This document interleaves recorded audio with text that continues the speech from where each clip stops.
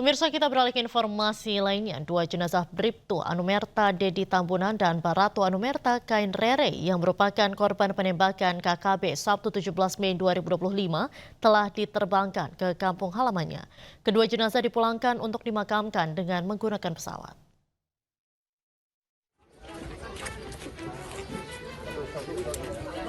Dua jenazah dari korban penembakan KKB yaitu Bribda Dedi Tambunan dan Barada Raymond Rere dipulangkan ke kampung halamannya. Kedua jenazah diberangkatkan ke Serui, Papua dan sebelumnya dilakukan upacara penyerahan secara militer dari Kesatuan Tugas Operasi Damai Kartens kepada pihak keluarga. Setelah kemarin kedua jenazah melalui proses pemulasaran di Rumah Sakit Umum Daerah Timika, maka pada pagi hari ini kedua jenazah sudah diberangkatkan ke kampung halamannya di Serui. Bribtu Anumerta Dedi Tambunan dan Baratu Anumerta Kain Rere. Jenazah ditemani atau didampingi oleh keluarga dari mulai kedatangan kemarin di Timika sampai pada keberangkatan menuju Serui.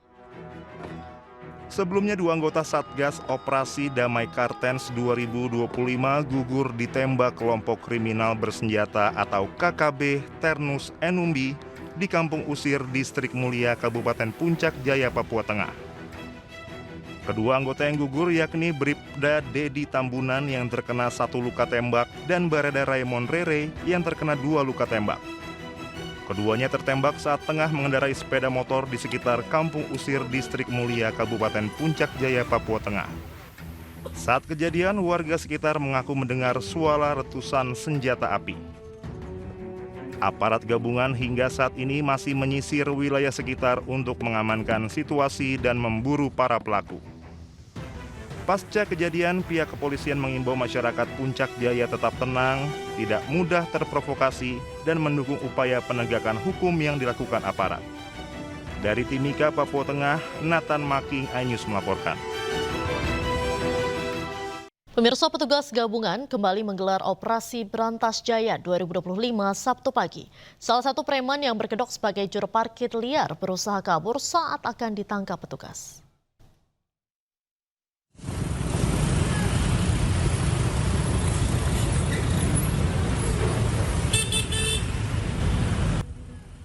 Salah seorang preman berkedok juru parkir liar mencoba kabur saat akan ditangkap petugas gabungan dalam razia Berantas Jaya di Jakarta Barat. Namun, aksinya gagal setelah sempat terjatuh ketika melarikan diri. Dalam razia kali ini, Polsek Grogol Petamburan mengamankan sekitar 40 orang. Antara lain, preman berkedok juru parkir liar, Asmoro atau pemalakan terhadap sopir truk, serta Pak Oga. Untuk pelaku pungli, artinya dalam hal ini seperti An Asmoro dan juga kepada pelaku pungli lainnya seperti Pak Oga dan parkir yang tidak memiliki izin telah kita amankan yang sebenarnya saya bilang tadi sekitar estimasi 40 orang dan saat ini semuanya kita hanya lakukan pembinaan. Selain menangkap puluhan preman, petugas gabungan juga menertibkan atribut organisasi kemasyarakatan yang berada di sepanjang Jalan Daan Mogot, Jakarta Barat. Dari Jakarta, Miftahul Gani, iNews melaporkan. Sementara itu, pemirsa, Kepala Kantor Komunikasi Presiden Hasan Nasbi berbicara soal upaya Presiden Prabowo Subianto untuk memberantas praktik premanisme. Ia mengatakan pemerintah mengejar premanisme yang mengganggu proses bisnis di Indonesia.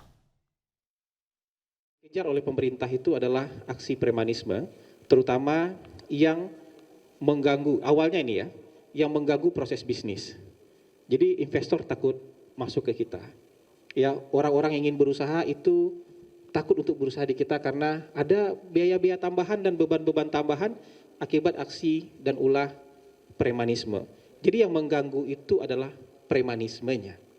Kalau bicara ormas, ormas itu banyak. Ya, NU ormas, Muhammadiyah ormas, ID ormas. Yang ya kita nggak akan melihat ini pukul rata, ya. Kalau ormas adalah ormas, Gempita ormas. Jadi kalau pertanyaannya kenapa tidak menyentuh ormas, yang ingin diatasi dan dihilangkan oleh pemerintah adalah aksi premanisme, tindakan premanisme. Mau dia individual, mau dia berorganisasi, itu yang ingin nanti dihilangkan oleh pemerintah. Dan hari ini pemerintah sedang membentuk tim khusus untuk Aksi premanisme berkedok ormas di sejumlah wilayah di Indonesia meresahkan masyarakat dan pelaku usaha. Pemerintah pun tegaskan akan menindak tegas aksi premanisme ini untuk menjaga stabilitas nasional dan kepastian hukum. Jangan pakai kekerasan. Jangan. Maraknya aksi premanisme di sejumlah wilayah di Indonesia meresahkan masyarakat. Di kawasan industri Delta Mas Cikarang, Kabupaten Bekasi, Jawa Barat, sekelompok preman berkedok ormas memblokade jalan. Blokade jalan dilakukan lantaran ahli waris merasa keberatan adanya pembangunan di lahan yang dianggap masih bersengketa.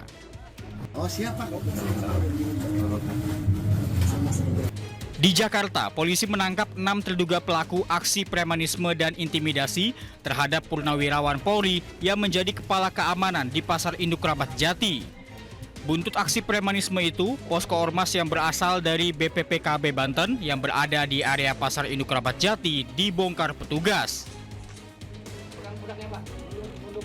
Di Karawang, Jawa Barat, 65 orang preman berkedok anggota ormas yang kerap meresahkan di kawasan industri ditangkap. Para pelaku melakukan aksi memalak kepada pelaku usaha hingga pekerja di kawasan industri. Menanggapi hal itu, Kapolri Jenderal Listio Sigit Prabowo menegaskan akan menindak tegas premanisme berkedok ormas. Pemberantasan premanisme itu akan dimaksimalkan dalam operasi pekat yang akan dilakukan serentak di seluruh Indonesia.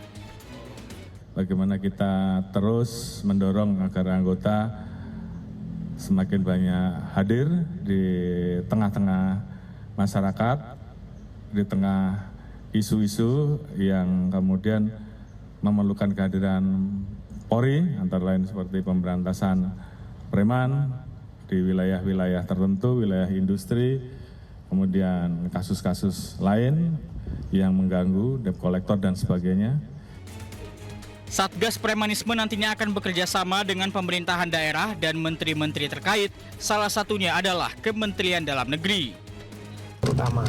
Jadi Satgas ini lebih utamanya adalah bagaimana menegakkan aturan-aturan yang sudah ada. Jadi siapa yang berbuat apa. Sekali lagi, yang kalau pidana ya otomatis penegak hukum kepolisian. Kalau yang berbadan hukum dari Kementerian Hukum.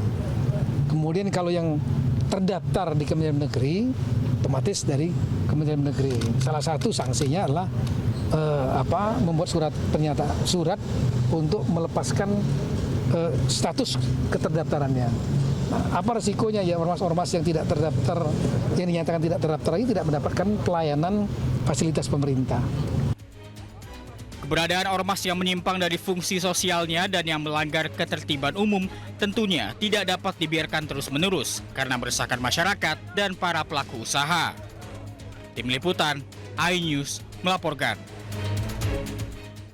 Beralih ke informasi lain, pemirsa, Ketua Kadin Kota Cilegon, Muhammad Salim, ditetapkan sebagai tersangka terkait kasus pemalakan jatah proyek senilai 5 triliun rupiah. Selain Muhammad Salim, 2 anggota Kadin Cilegon lainnya juga ditetapkan sebagai tersangka. Ketiganya kini telah dinonaktifkan sementara dari keanggotaan Kadin.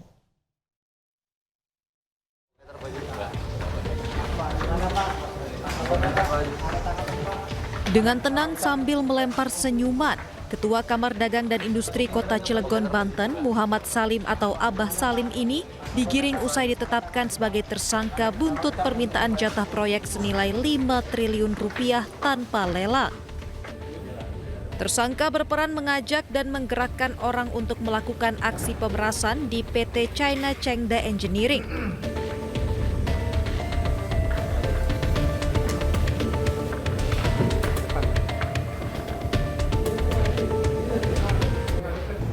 Dan pada tanggal 14 dan 22 April, Saudara MS ini bersama Saudara IA bertemu dengan PT Total memaksa meminta proyek. Adapun pasal yang kita terapkan pada yang bersangkutan pasal 368 dan 160 KUHP yang mana ancaman hukumannya adalah 9 tahun penjara. Selain Muhammad Salim, polisi juga menetapkan 2 orang lainnya sebagai tersangka, yaitu Wakil Ketua Kadin Cilegon Bidang Industri Ismatullah dan Ketua HNSI Rufaji Jahuri. Sementara itu, Kadin Indonesia menyayangkan tindakan anggotanya tersebut. Saat ini pihaknya telah menonaktifkan sementara 3 anggotanya yang ditetapkan sebagai tersangka. Kita bilang di Kadin Indonesia ini, kamu tetap salah. Cara begini salah. Karena yang begini adalah kelakuan preman, kelakuan LSM. Ormas, kamu kan bukan ormas. Kamu kan organisasi intelektual. Dan kita, bisa kamu dilakukan pemecatan oleh kita.